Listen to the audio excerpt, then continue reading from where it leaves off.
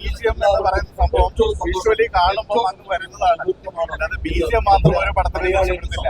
പടം നല്ലതായതുകൊണ്ടാണ് ആ BGM അതുപോലെ ആയത്. അതിന്റെ ഫുൾ ക്രെഡിറ്റ് അതിന്റെ മേക്കേഴ്സിന് തന്നെയാണ്.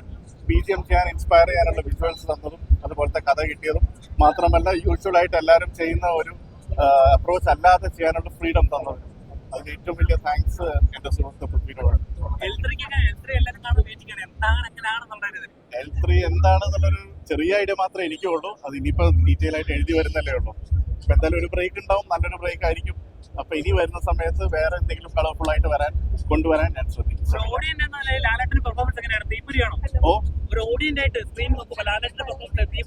പിന്നെ ഇതെല്ലാം ഞാൻ സ്റ്റുഡിയോയിൽ കഴിഞ്ഞ 6-7 മാസമായിട്ട് കാണുന്ന വിഷ്വൽസ് ആണെങ്കിൽ കൂടെ ഓഡിയൻസിന്റെ കൂടെ ഇരുന്ന് കാണുമ്പോൾ അറിയാതെ നമ്മൾ ആദ്യമായിട്ട് കാണുമ്പോൾ ഒരു എന്താ പറയുക രോമാഞ്ചമാണ് കിട്ടുന്നത്. അത് ലാലേട്ടന്റെ ആ ഒരു സ്ക്രീൻ പ്രസൻസും അദ്ദേഹത്തിന്റെ ശബ്ദം പോലും മ്യൂസിക്കലായിട്ട് എനിക്ക് തോന്നിയിട്ടുണ്ട്. ബാക്ക്ഗ്രൗണ്ട് സ്കോർ ചെയ്യാനും എളുപ്പമാണ് അദ്ദേഹത്തിന്റെ ശബ്ദം.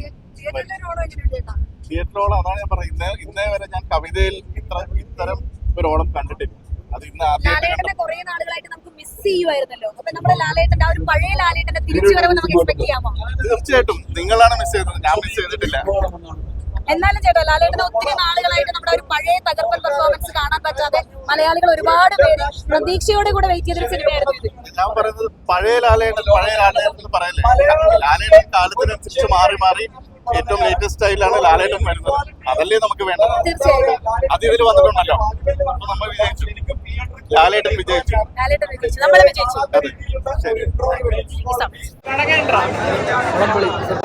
എങ്ങനെയുണ്ട്? മലയാളത്തിന്റെ ഒരു KGF ആണോ? എത്ര കോടി കളക്ഷൻ കിട്ടുന്ന വിചാരിക്കുന്നു?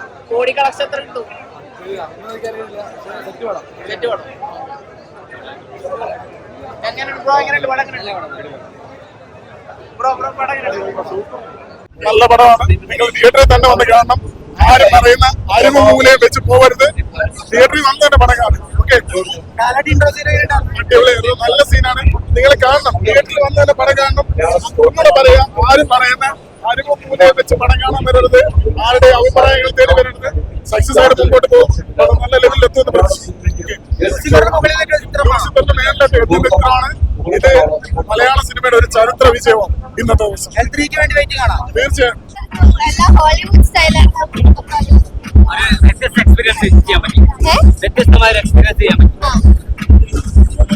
വരുമ്പോ ആ ഒരു എലവേഷൻ തരും. അതൊക്കെ കണ്ടിരിക്കാൻ ഭയങ്കര രസമാണ്. തിയേറ്ററിൽ കയറി കൈയടിച്ചു. ഡാൻസ് എനിക്ക് തോന്നുന്നത് രാവിലെ ഡാൻസ് ചെയ്യാൻ, പക്ഷെ ഒരു അങ്ങനെ ഐറ്റം നമ്പറോ അങ്ങനെ ഒന്നും കൊടുത്തിട്ടില്ല. എത്ര ആവശ്യം അത്രയും മാത്രം. ഒരു സോങ് പോലും ഇല്ല. ലൂസിഫറിൽ ഒരു ഐറ്റം സോങ് എങ്കിലും ഉണ്ടായിരുന്നു. ഒരു സോങ് ഇല്ല. ഫുൾ പടം ബാക്ക്ഗ്രൗണ്ട് സ്കോറിലാണ് എടുത്തത്. പേരെന്തായിരുന്നു? ദീപ്തി ഫ്രം മുംബൈ. വന്നതാണ്. ഓക്കെ.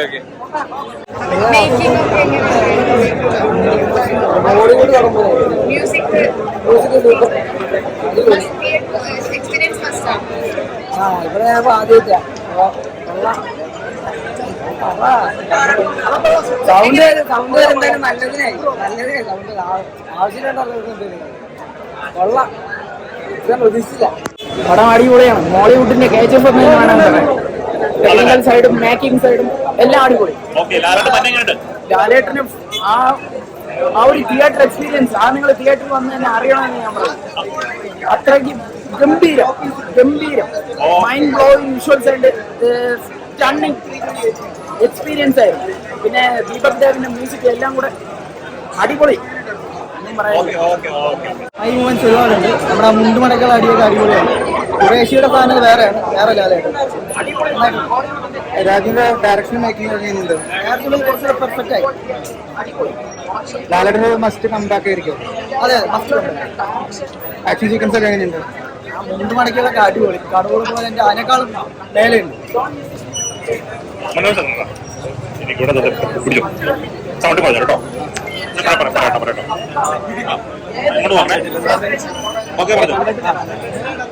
അടിപൊളിയാണ്. നമ്മൾ ലൂസിഫറായിട്ട് കമ്പയർ ചെയ്യുമ്പോൾ ലൂസിഫർ വേറെ ലീഗ്, ഇത് വേറെ ലീഗ്. ഇതൊരു കുറച്ചുകൂടെ ഹൈ ബഡ്ജറ്റ് വരുന്നതുകൊണ്ട് ഹോളിവുഡ് ലെവലാണ്. മേക്കിംഗ് ഒക്കെ തിയേറ്റർ എക്സ്പീരിയൻസ് അടിപൊളിയാണ്. രാജുവിന്റെ ഡയറക്ഷൻ നോക്കുമ്പോൾ മറ്റേതായിട്ട് കമ്പയർ ചെയ്യാൻ കുറച്ച് പെർഫെക്റ്റ് ആയിട്ടുണ്ട്. ലാലേട്ടൻ ആ മുട്ടുമടക്കി വന്നതിനും കുറേശ്ശായിട്ടുള്ള രണ്ടും വ്യത്യാസമാണ്. നന്നായിട്ടുണ്ട്, നല്ല എക്സ്പീരിയൻസ്, ഒരു കംബാക്ക് തന്നെയാണ്. ലാലേട്ടൻ്റെ ഒരു വലിയ കംബാക്ക് തന്നെയാണ്. Okay thank you.